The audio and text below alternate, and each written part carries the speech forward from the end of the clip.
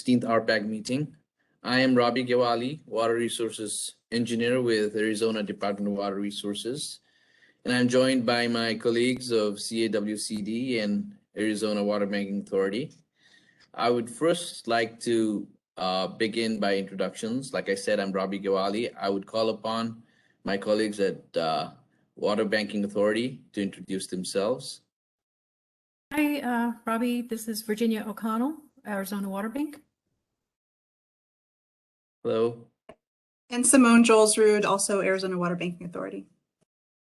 I'll call upon my colleagues at CAWCD. Hi, this is Ken Seychelles. Welcome, everybody. Hello, I'm Angie Lozzi, and thank you for joining us today. Excellent. Well, let us begin by recognizing all of RPAC members participating today and now presenting staff. For quick introductions, I will call out the names of participating RPAC agencies, and if you could unmute and introduce yourselves, that would be wonderful. Please prepare to unmute when your agency name is called. So I'll begin by Arizona Water Company.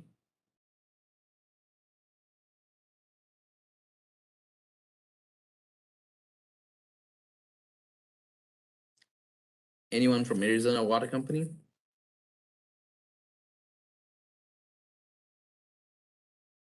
Well, I'll keep moving. And next, Arizona Public Service, APS.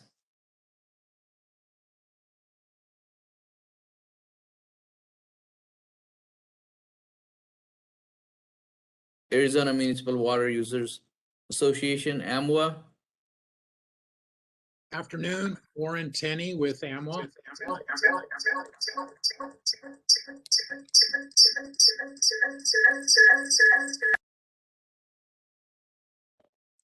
Welcome, Warren, and thanks for unmuting. Whoever. MSID, anybody else from AMWA? Okay, MSIDD.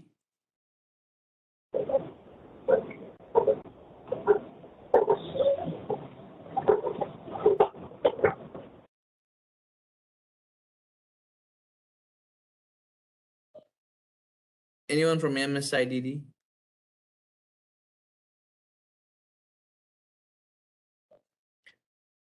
SRP, Salt River Project. Good afternoon. Hello, This is Rob. Bruce Allen with Salt River Project. Robbie, this is Well- Dave Roberts with SRP, and we also have Kristen McJunkin, and we can represent Arizona Water Company, APS, and MSIDD if you want us to. That's just a joke. I was just teasing. Well, welcome, Bruce and all the SRP folks. City of Phoenix. I'm Erin Andres with the City of Phoenix, and I expect Cynthia to come soon. Welcome, Aaron. City of Tucson. Hi, Robbie and everyone. This is Dee Korach with City of Tucson and Tucson Water Department.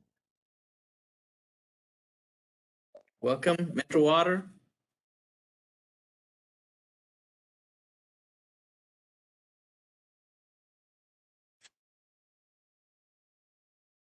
Anyone from Metro Water?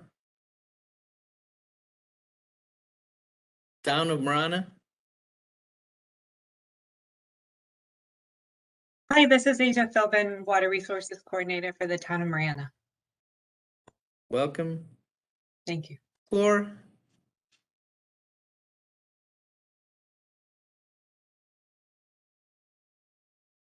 Anyone from EPCOR?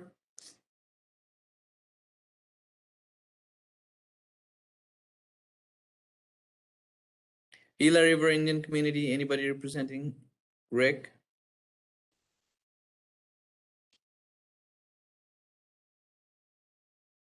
City of Surprise? Good afternoon, Jennifer Davidson with the City of Surprise. Welcome, Jennifer.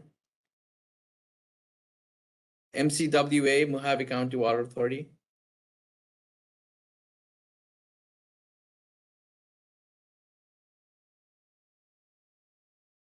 City of Mesa.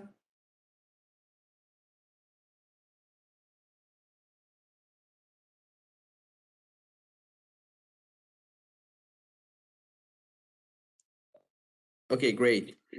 Well, thank you, everyone. And there's Robbie, I just wanted to mention also that I see that EPCOR has joined us, and also Terry Sue Rossi from Arizona Water Company sent a message in the chat that she's on. excellent. Thank you for that update, Simone. And I'm sorry I'm late. Cynthia Campbell for the City of Phoenix. Mesa, by the way, I don't think will be joining us today. Welcome, Cynthia.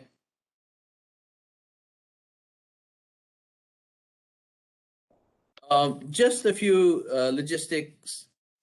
To facilitate our communication, participants are requested to use the raise hand feature in WebEx to speak or ask questions. And if you've asked a question, please lower your hand. And I'll also ask everyone on the WebEx to stay muted when you're not speaking. And we'll have an opportunity for the interested parties at the end of the meeting to address any comments or questions, ask questions, unless there is something pressing for you to clarify during the presentation.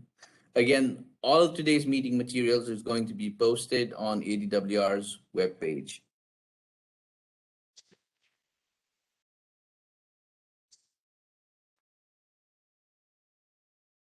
So as you may recall, our previous RPAC meeting was on February 18th. And at that meeting, we've discussed revisions to the update document. And for the most part, all of the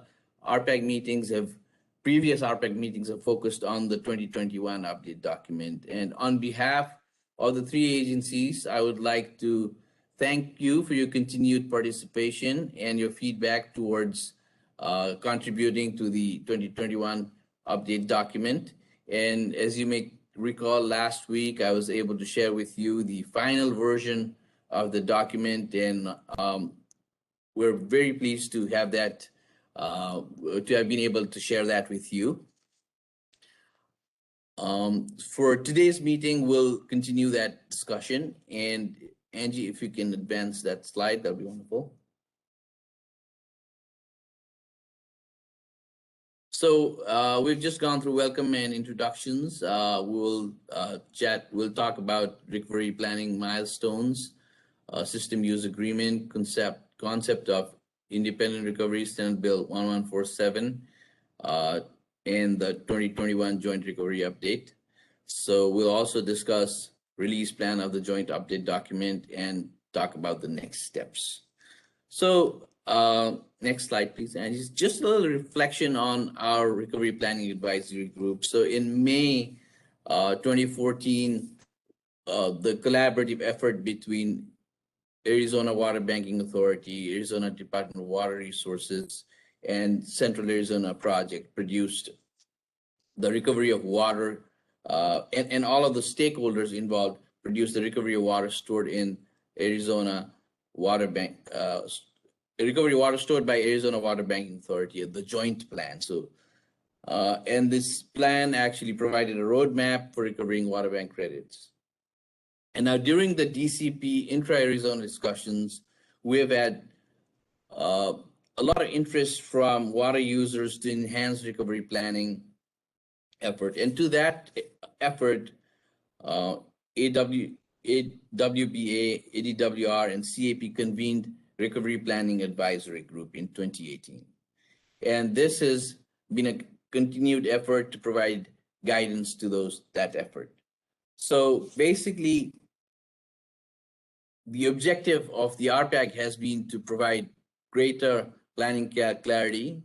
And during this ongoing discussion meetings, actually this is the 16th meeting, and after the 16 meetings, we've finally come to the culmination of the 2021 joint update. And Virginia will be giving us the milestones, major milestones of what we've achieved in the last two years. Next slide, please.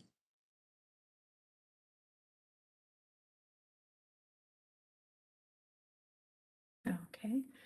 So good afternoon, everybody. I just want to start out by saying that we have all put a lot of effort into the development of this update to the 2014 plan over the last 3 years. That's a lot longer of a time frame than we originally anticipated. But I think through everybody's participation, the hard work and the commitment to the process that we had resulted in, I think, an effective recovery plan that we can implement when the time comes, when it's needed. We covered a lot of ground to get where we are now. The following are just a few of the highlights, things that we accomplished during the last 3 years. So we started off by developing this in-depth analysis of all different ways recovery could potentially be implemented. I don't know if you recall the, several 11 by 17 spreadsheets with very fine print that we painstakingly went through. But in the end, we compiled all of those into the original 3 recovery methods: direct, indirect, and exchange. At that time, we also started using that term self-firming for those entities who contemplated using their own infrastructure potentially to do recovery. That then led to an analysis to evaluate how entities anticipated firming would occur if we had a hypothetical tier 3 shortage, in the near term. I think it was 2023. And we looked at everybody: on-river, CAP, M&I subcontractors, Indian firming. And the results of that analysis then led us to do a first estimate of how much recovery capacity we think might be needed by CAP and how much might be needed by others. Along with that, we also did an analysis of how long we think water bank credits might last, specifically for CAP, M&I subcontractors. And that was all done pre-DCP policy. We had done a lot of discussion on firming, what should we firm, how much should we firm. So, but then with passage of the DCP, we also updated the modeling to evaluate how much firming might be needed given the DCP, the new DCP tier reductions, and in carrying those forward. And then based on those projections, we took an even deeper dive to look at how much recovery capacity might be needed for CAP again and for M&I subcontractors. And that the CAP, M&I subcontractors were very helpful in that analysis because that deeper dive included individual analysis of everybody's demand, which really helped to try to narrow down how much capacity might be needed, both in the near term, midterm, and through the whole planning period. And lastly, this whole process resulted into an amendment to the water bank statutes, allowing for the distribution of the 4-cent tax credits directly to CAP, M&I subcontractors who plan to recover firming credits using their own infrastructure. That was what we originally termed self-firming. And then we changed that to more appropriately call that independent recovery, because self-firming, you are still being firmed by the water bank. And so we just wanted independent recovery, made it more clear that you were using your own infrastructure. But all of the steps, that we took over the last 3 years and the progress that was made largely came about because of the CAP system use agreement that was executed before we embarked on updates to the 2014 plan. And that was also something that was part of the next steps under the 2014 plan. And Angie will be discussing more of that in her site. So I'm going to hand it over to Angie.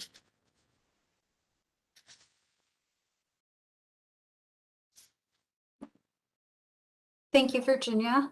So as Virginia mentioned, the CAP system use agreement really changed how recovery implementation was envisioned. So before I go into the independent recovery concept that we spoke about, I wanted to just acknowledge how important that was. So with firming water now accounted for separately from CAP subcontract water, the system use agreement changed how particularly the M&I priority pool would be firmed as a whole. And it was through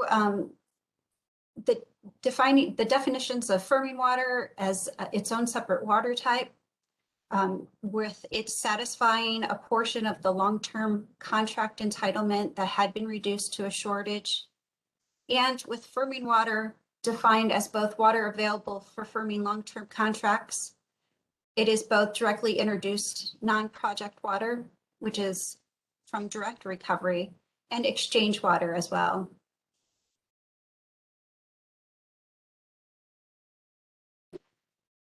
So as Virginia mentioned, with independent recovery, CAP M&I subcontractors may opt to recover water bank long-term storage credits through their own infrastructure or through a recovery partnership. And one of the important aspects of independent recovery is really it allows for recovery to be tailored to suit water supplies, demands, and operating systems of M&I subcontractors. It was really one of the primary concepts that we all developed in the RPAG process, and fundamentally changing some of the recovery roles and responsibilities. And ultimately, it may reduce the amount of recovery capacity that will be needed by CAP. Also, instrumental in the independent recovery concept was the passage of Senate Bill 1147. So AMWA worked with stakeholders, including ADWR, the Water Bank, and CAP to draft legislation, which ultimately became SB 1147. It did pass unanimously and was signed by the governor on April 14th. And the bill modified statute to allow for the direct transfer of water bank ad valorem water storage tax credits to CAP M&I subcontractors. It still did retain, the statute still does retain the ability for transfer of those long-term storage credits to CAP as well. And the bill also further provided guidance that transferred credits could not be sold, and that subcontractors are responsible for all the fees assessed by both the water bank or ADWR for the distribution of those credits, along with all the costs associated with recovery. And the benefits of the bill really increased flexibility and cost effectiveness for recovery beneficiaries. So with that, I'm going to hand it over to Simone, who's going to cover the joint update. Thanks, Angie. So as Robbie already mentioned, the 2021 update to the 2014 Joint Recovery Plan is finally complete. And Virginia also talked about the many milestones that were an important part of the process since 2018 when the RPAG was convened. But this is certainly one of the big milestones for sure. We started drafting this update in 2019. We continued working on it all through 2020, and then we've made final changes just over the past couple months. So just a quick reminder where we left off from our last meeting. At the RPAG's request, as we went through the process, we shared each section as it was completed. And then the final draft of the full document was shared with the RPAG on March 5th. Then we incorporated feedback that we received and shared the final version with the RPAG just this past Thursday on May 6th. So that is the final document, which we are very excited to have finished now. And I just wanted to go through a very high level summary of some of the comments that we received and the final edits that were made. So we made numerous editorial revisions just to simplify the wording, improve the flow, eliminate duplication, basic spelling and grammar edits, that sort of thing. We also made a technical correction to the on-river M&I firming volumes. And as Angie already explained, Senate Bill 1147 was signed into law about a month ago. So we received a request from an RPAG member that we go back and update all the sections in the document that were written prior to that to reflect that important change. mostly related to independent recovery by CAP M&I subcontractors as a result of those statutory amendments in Senate Bill 1147. We also received a stakeholder comment requesting additional clarity on the CAP board policy relating to the use of the CAGRD's long-term contract for water bank firming. And so we made those edits as well. One RPAG member requested some clarification regarding the descriptive text we had used. We had just referred to M&I shortage sort of as a shorthand for referring to reductions to the CAP M&I priority pool. So that text was updated for clarity. And then last, we made several edits to the appendix that just focused on the most helpful information. So we removed some of the text that summarized certain agreements and then added the full system use agreement for reference purposes. And Angie, you can go to the next slide.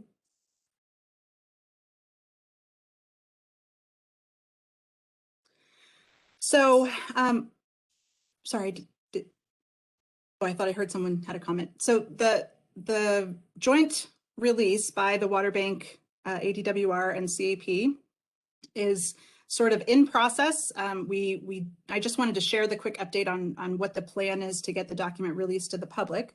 So the final document was posted on all 3 websites this past Thursday, on the same day that we sent out the final document to RPAG members.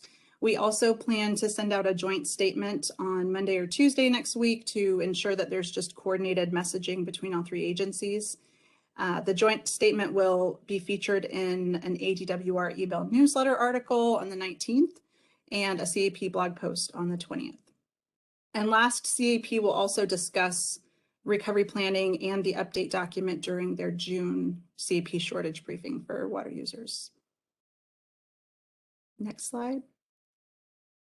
So next steps.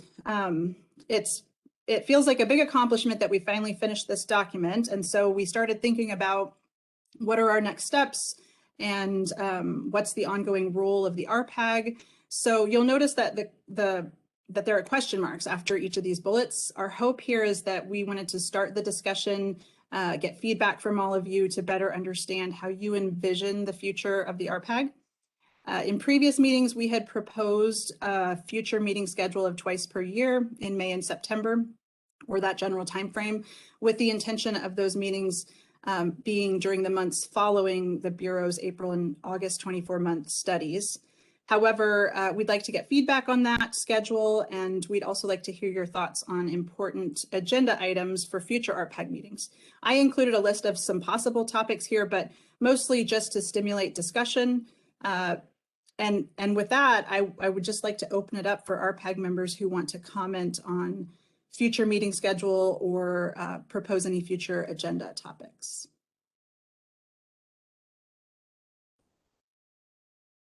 And I don't see any raised hands. I'm going to try to look for them, but if there's a lag, if someone has a comment, I think it's probably fine to just unmute yourself and speak.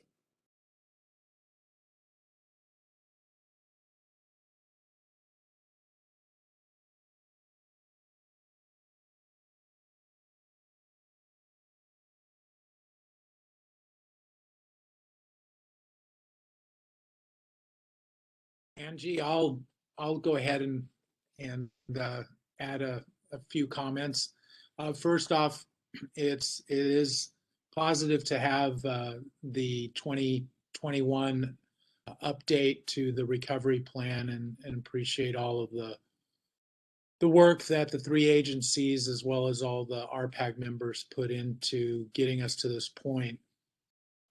As far as future meetings, I do think that's a positive idea, and the time frame you've outlined still seems appropriate in regards to May and September.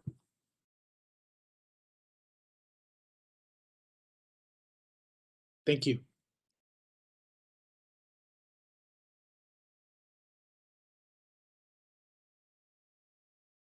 So this is Ken. I'm going to jump in just to make a couple of broader comments, and folks can while they're thinking about other responses. But maybe just a couple quick things.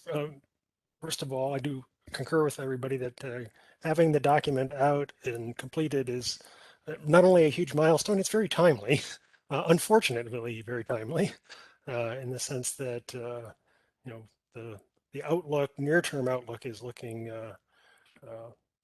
less than favorable in terms of needing to have some of this in place, and having the document done helps immensely. Obviously, water banking is a huge part of Arizona's long-term strategy for dealing with deeper levels of shortage. One of the things that I think is an important outgrowth of the emphasis on independent recovery, which again I think both Virginia and Simone talked about and emphasized the right points. It does place a higher premium on coordination. Sort of the predecessor concept where CAP would have lots of agreements in place and we would do the bulk of the recovery on behalf of everybody as a pool, kind of centralize things. It's fine. We have a more decentralized kind of approach where providers make decisions based on their own portfolio of supplies and their own situation. But it will put a premium on making sure that there's a high level of communication as we get closer to needing to do, particularly for M&I recovery. So some of the things that Simone's listed just as kind of follow-on activities in terms of agreements and just understanding what responsibilities folks have and when we would need to know things, when you would need to know things.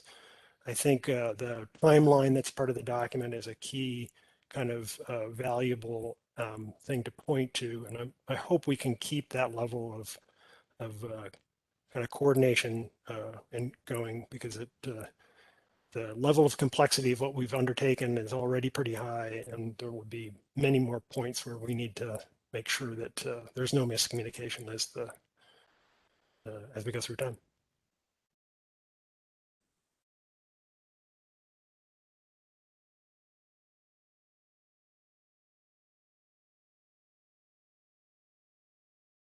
So I'm trying to scan for raised hands here and I don't see any. So if anyone has a comment, please feel free.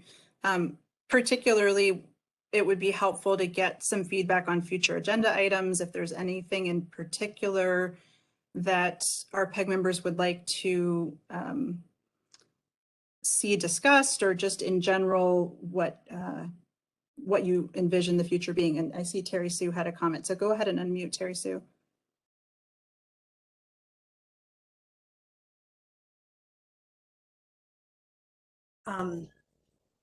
Thank you. So one of the things that I think would be interesting to see on the future agenda items would be the kind of fill us in on the water bank's annual plan of operation and how all of this is working within the context of the plan of operation. Well, I guess you'll be seeing that very shortly. Oh, are we going to get a preview for the first time? So, well, this will be, you know, the first year we incorporate some of these things that came out of the update into our 10-year plan. So stay posted. That's great. Thank you. Terry Sue, are you specifically referring to the plan of operation in September or the annual report that comes out soon? I was actually referring to the plan of operation, but I know that you guys put stuff in the annual report as well. And so I just, if we're looking for potential future agenda items, I was just thinking that those would be of interest to the RPAC as well. Okay, thanks. And then So, I also, oh, sorry, go ahead. So I just wanted to make one response. So the annual report, as you know, has the 10-year projections. And so those will incorporate more of this. The plan of operation, you know, in the event we have shortage, that will now include who we're distributing credits to for firming, all of those things that are required by statute. So we may see more of that going forward, but it is a plan that is adopted by the commission based on what operations will be in the following year. So that doesn't really include projections. So just wanted to be clear on that. Yeah, I just thought that it would be, in my mind, the plan of operation kind of operationalize, it does operationalize a lot of this stuff. And I think for those people who are following the RPEG, that would be very interesting for them to understand how that process is going to work and be briefed on it.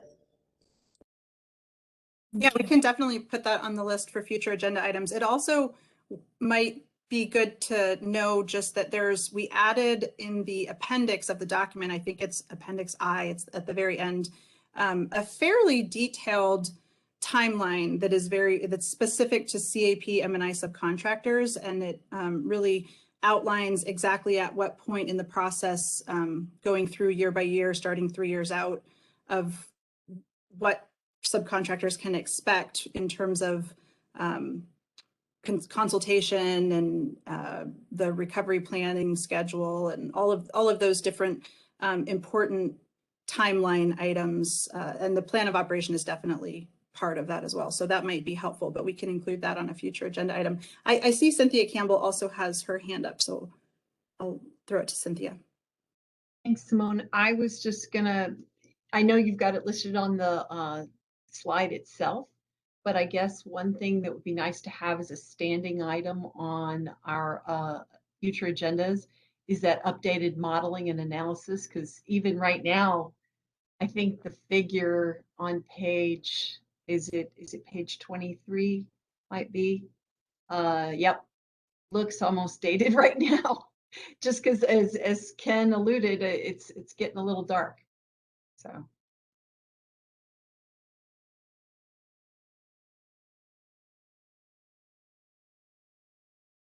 Yes, I definitely think that we want to keep that on the agenda. That was one of the challenges of drafting a document over a period of multiple years, that a big piece of the work that was done was part of the modeling and the analysis of those results, which I want to say, I think we did that almost a year ago now. So how quickly things change, right? But we'll definitely have to keep that on the agenda to be updating that regularly.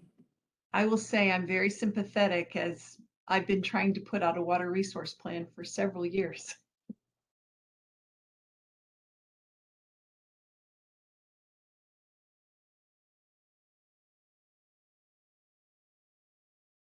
Okay, I see a comment from Wally. Wally, do you want to go ahead and unmute? Yeah, thank you. Good afternoon, everybody.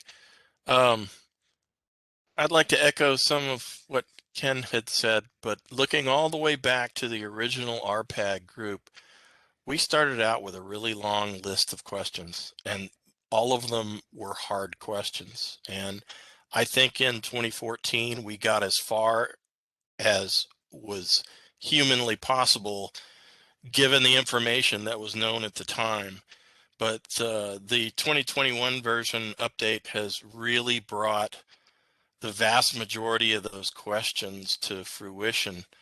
And I'd also like to say the agency folks did a great job in listening to the RPAG early in this process, that there was an urgency that we needed to be looking at the worst case rather than a least case with regard to what to accomplish in the update. And as Ken said, it's rather timely that we pushed for the hardest questions, and we got that kind of an update, and we're almost ready for, you know, a 3-year out process, getting ready to follow the timeline. So in any given year, we could be in that timeline of processes between the water bank, CAP, ADWR, and subcontractors. And I also agree that with the great inclusion of independent recovery, there's also a great deal of responsibility that the subcontractors now need to make sure they have everything in line and in track, agreements in place, and the coordination with the bank. So a bit of that responsibility now has moved to, and we are accountable for that rather than just CAP. So I thank everybody for the whole process, and I think we've done a really, really good job with this update, and we're almost ready to push the button to implement it.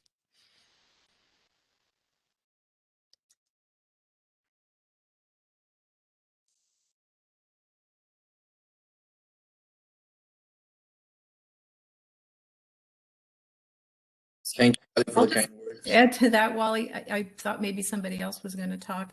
I really appreciate your comments, and I do think that we were able to make a lot of progress because it truly was a coordinated effort.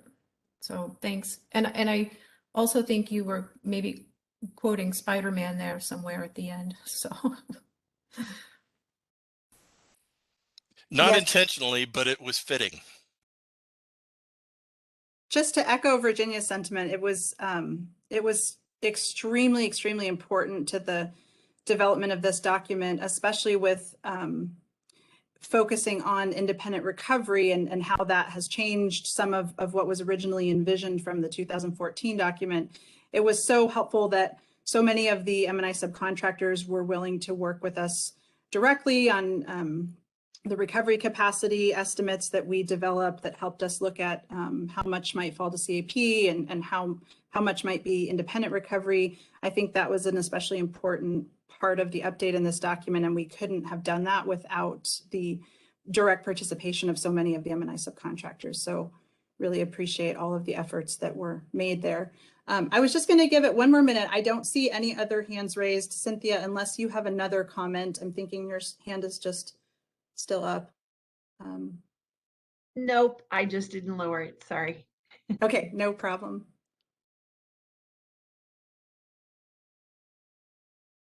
And I don't see hands, but sometimes people have a hard time finding the raise hand feature. So again, please feel free to just unmute and speak up if you have any comments, either about just the document, the process, future meeting agenda items, the schedule, any of those things you're welcome to comment on any of those items.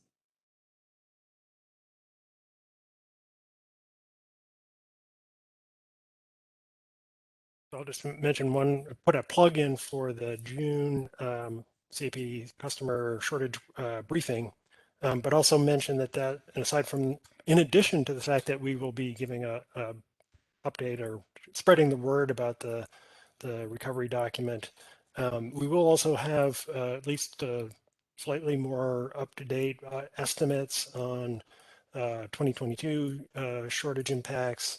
And there's clearly an appetite for folks to start looking a little bit further down the road. And so, again, you'll probably hear me or others make a plug for if you think you're going to be changing your order, or a few years down the road what you might be changing your plans. It's going to be a new experience for all of us in terms of having to account much more closely.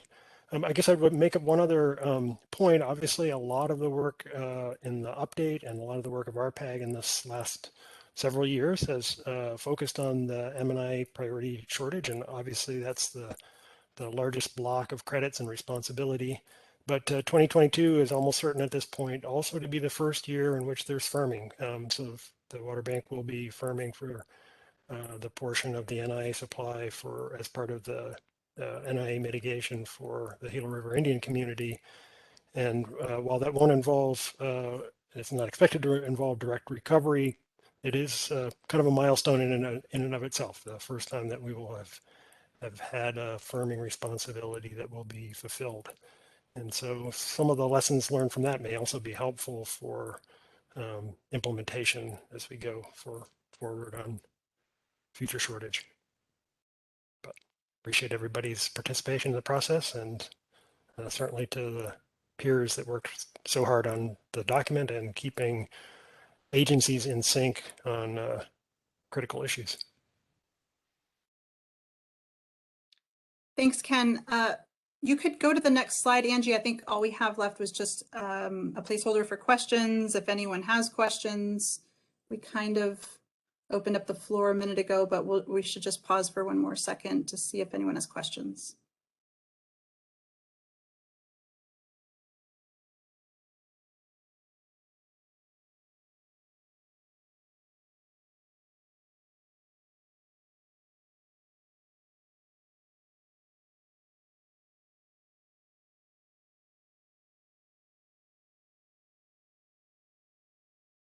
I don't see anything in the chat and I don't see any hands raised. Wally asked what was the date for the next shortage stakeholder meeting. Ken, you want to take that? 24th, June 24th. I think it's Yes, that's it. from 9 to 11 or something like that. Yes. Got it memorized. Very good.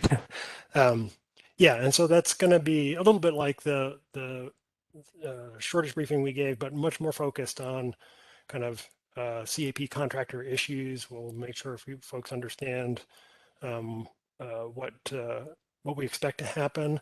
I think we're going to get just brief updates from parties that are parties to the various mitigation agreements, just so they can share where they are in terms of prep, and we will be just making that a little bit more informal opportunity for questions as we get closer, obviously, to the official declaration in August. But yeah, so that will be a good opportunity to hear more about what, particularly on the mitigation side, where we stand.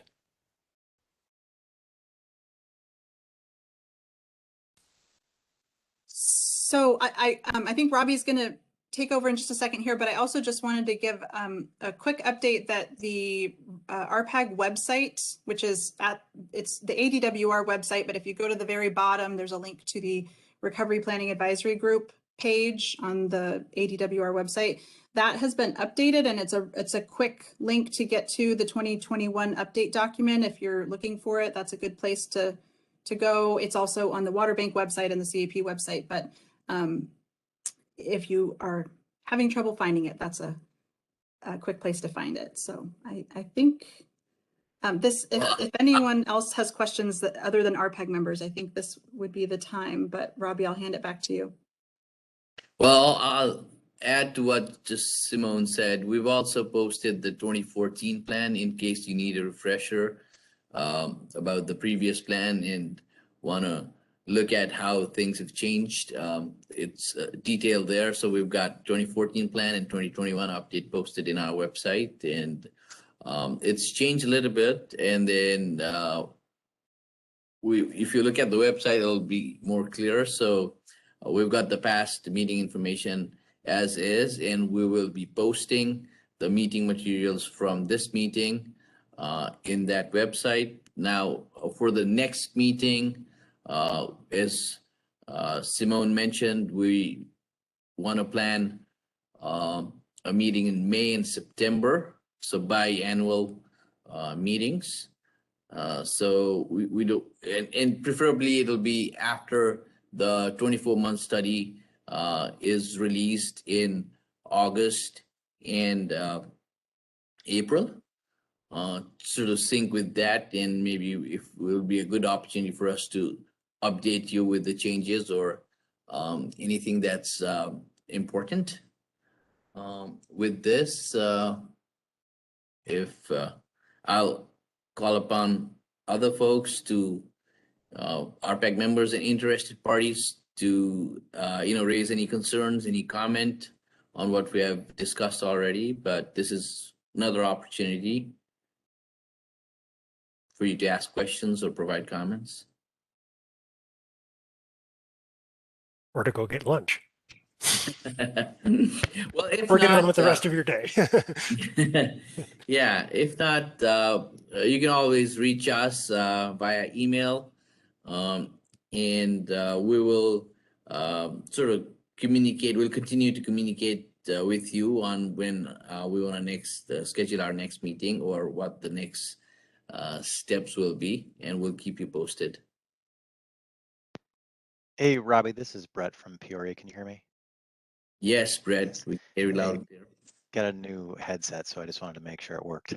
Why not test it out in a public meeting, right? No, I just wanted to say thank you to you guys, the whole team.